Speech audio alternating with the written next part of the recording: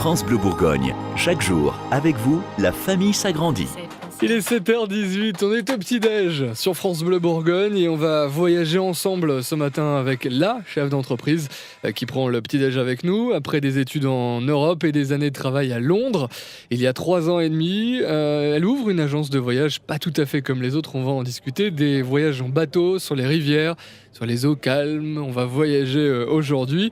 La directrice d'H2 Holidays à Saint-Jean-de-Laune est avec vous ce matin et ne nous mènera pas en bateau, c'est promis. France Bleu Bourgogne, jusqu'à 9h, Cyril Hinault. Bonjour Jocelyne Gérard. Bonjour. Merci d'être avec nous. Alors je le disais, vous avez travaillé dans le milieu de l'édition à Londres, on peut dire ça comme ça, pour un journal international. Voilà. Pour des maisons d'édition également. Exactement, pour une grosse maison d'édition que personne ne connaît parce que c'est presque que des livres scientifiques. D'accord. Et alors qu'est-ce que finalement vous gardez comme souvenir de cette époque-là ?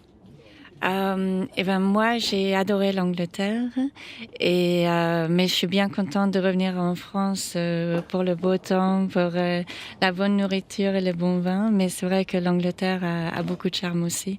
Donc, c'était avec plaisir que j'ai travaillé en plus dans un pays qui a une manière de travailler très différente de la France. Qu'est-ce qu'il y a de différent justement ? C'est beaucoup plus facile de changer de boulot. Il y a une plus grande liberté dans le travail. Il y a moins de hiérarchie, moins de sexisme dans le travail. Donc, en tant que femme, on peut vite monter.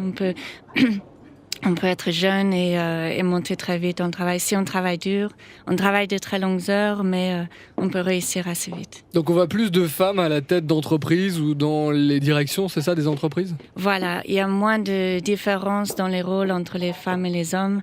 Et donc, c'est assez rafraîchissant. Mais qu'est-ce que ça vous a apporté alors, justement, d'être à Londres ? Vous avez vécu combien de temps là-bas ? 10 ans. 10 ans, hein, quand même. Donc on imagine que derrière, il y a un petit peu d'histoire. Vous avez dû vivre beaucoup de choses. Ah oui, énormément. J'ai vécu en plus sur une péniche au centre de Londres. C'est pas vrai ? Oui. Donc c'était vraiment un style de vie qui était merveilleux parce que la plupart des gens dans Londres vivent dans un petit mouchoir de poche.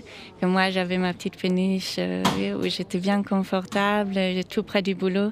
Donc, pas métro, boulot, dodo, c'était bateau, boulot, et puis les fêtes. Alors justement, le bateau, finalement, ça vous a presque tout le temps accompagné dans votre vie, hein, puisque votre famille, votre père, je crois, est dans le bateau aussi. Exactement. En fait, mon histoire, c'est qu'ils ont acheté leur premier bateau à ma naissance. Et eux, ils avaient pas trop à voir avec le bateau, mais quand je suis née, ils en ont acheté un. Et j'ai vécu sur un bateau jusqu'à ce que j'ai 20 ans, parce que j'ai vécu sur un bateau une année à Paris aussi. Oui. Donc, et après, malheureusement, je suis retournée dans les maisons, dans les apparts, et je suis retournée sur le bateau quand j'étais à Londres. Et ça me manque, c'est un style de vie, une communauté qui est merveilleuse. Oui, parce que vivre sur un bateau, évidemment, c'est pas tout à fait la même chose que de monter dans l'ascenseur et de vivre au 5e, voire au 10e, voire au 20e étage d'un immeuble. Hein. Non, mais de toute façon, c'est tellement rafraîchissant de se réveiller le matin, d'ouvrir les yeux et de voir de l'eau, un canard, d'entendre un crapaud qui fait du bruit, de se faire réveiller par ça. C'est quelque chose qui reste magique même après toutes ces années. Ça reste quelque chose de spécial. Alors comment on passe de Londres à Saint-Jean-de-Laune avec l'ouverture il y a 3 ans et demi de cette agence ? L'agence, en fait, existe depuis 15 ans. Oui.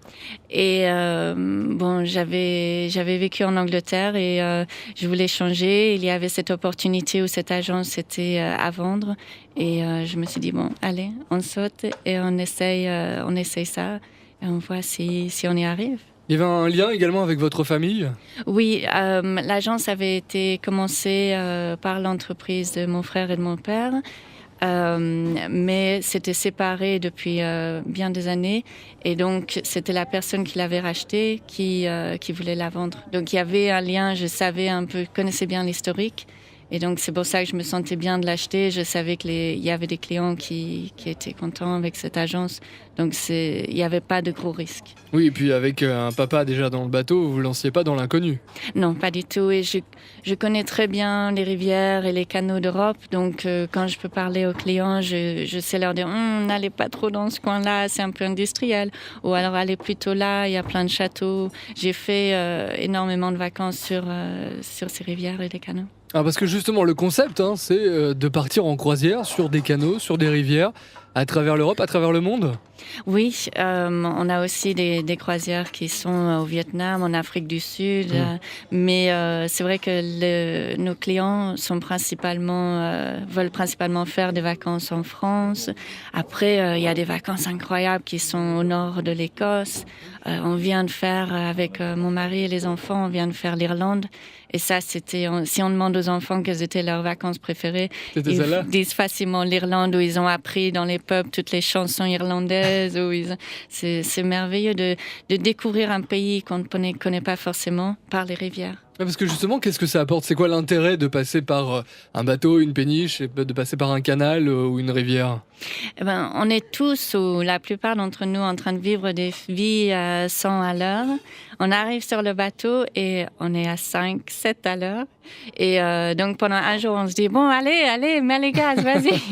Et au bout du deuxième jour, on dit, mais attends, c'est bien, ça se relaxe. Ou alors, on est un petit couple âgé, on veut y aller tout doucement, faire 1 ou 2 heures par jour, et puis après visiter un château, un petit musée. Ou alors, on est des jeunes, on veut faire 15 écluses par jour, mettre la musique à fond, faire la fête. Ou alors, comme nous, le plus souvent, on est une petite famille, on veut que les enfants sautent à l'eau et s'amusent.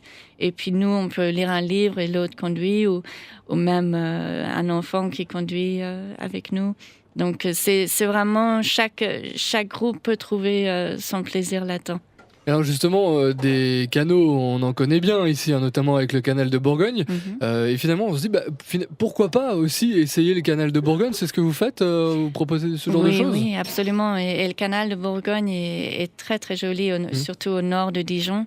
Il y a pas mal de bateaux-hôtels qui font ce canal-là. Et on peut avoir des bateaux sans permis qui font ça aussi.